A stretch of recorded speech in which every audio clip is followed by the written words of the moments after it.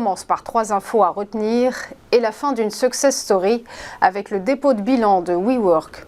Annonce faite ce matin par l'ex-champion du coworking dont l'action a été suspendue hier à la bourse de New York. Lancée en 2010, l'entreprise américaine était fragilisée par la gestion fantasque de son fondateur Adam Neumann. Valorisée en 2019 à son apogée à 47 milliards de dollars, WeWork a déjà perdu 96% de sa valeur sur un an. Désormais, sa capitalisation pèse moins de 61 millions de dollars au Nasdaq. Un effondrement vertigineux et une dette de 3 milliards de dollars qui asphyxie le géant des espaces de bureaux partagés.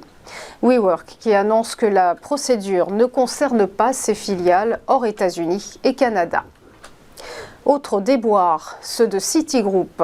Selon CNBC, la troisième banque américaine envisagerait de supprimer au moins 10% de ses emplois.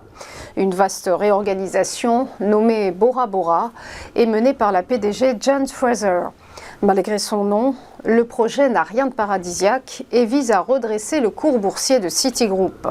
Plusieurs grandes divisions seraient concernées par les licenciements et les économies sur un total de 240 000 employés à l'échelle mondiale. Terminons par cette bonne nouvelle pour Colarail, avec ce gros contrat remporté en Égypte. 320 millions d'euros pour la filiale de Bouygues, avec la construction du nouveau métro d'Alexandrie.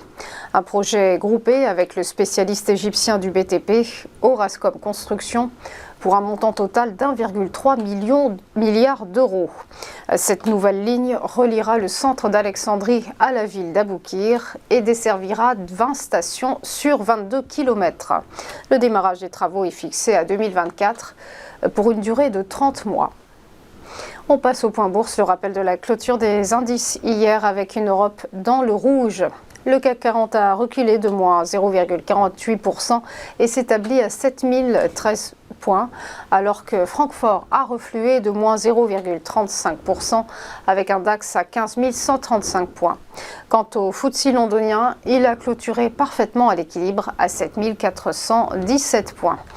À Madrid, l'IBEX s'est replié de moins 0,56%, tandis que le MIB de Milan s'est effrité de moins 0,29%. Tout autre contexte outre-Atlantique, les indices américains ont terminé légèrement dans le vert. Le Dow Jones a grappillé plus 0,1%, le S&P 500 a progressé de plus 0,18% et enfin le Nasdaq Composite affichait un gain de 0,3%. Enfin, ce matin, sachez que le Nikkei, l'indice de Tokyo, a clôturé en baisse de moins 1,34%. Voilà pour les news, on va marquer une première pause et se retrouver juste après pour ChronoCAC. A tout de suite.